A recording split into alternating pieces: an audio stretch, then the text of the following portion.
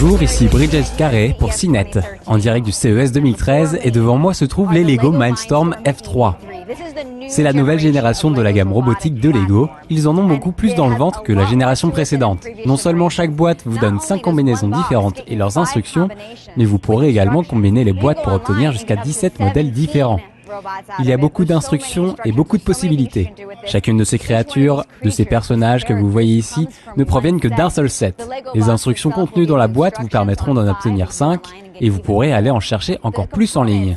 Le composant principal est en fait un véritable cerveau que vous pourrez programmer avec Linux. Vous pourrez concevoir les programmes les plus simples sur la brique elle-même et la connecter sur votre ordinateur pour faire beaucoup plus.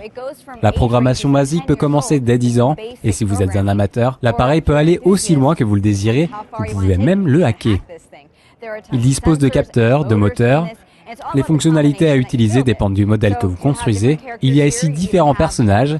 Voici celui qu'on appelle Reptar, qui vous mordra si vous approchez votre main trop près de ses capteurs. En ce qui concerne le contrôle, une télécommande est livrée avec les boîtes de base, où vous pouvez pousser le niveau un peu plus loin et utiliser votre smartphone comme contrôleur. Le logiciel utilisera le gyroscope du téléphone ou les boutons apparaissant à l'écran.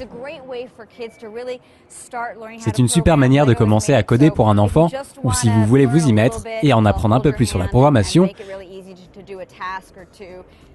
Lego a même prévu une application gratuite pour smartphone ou tablette pour la construction en 3D.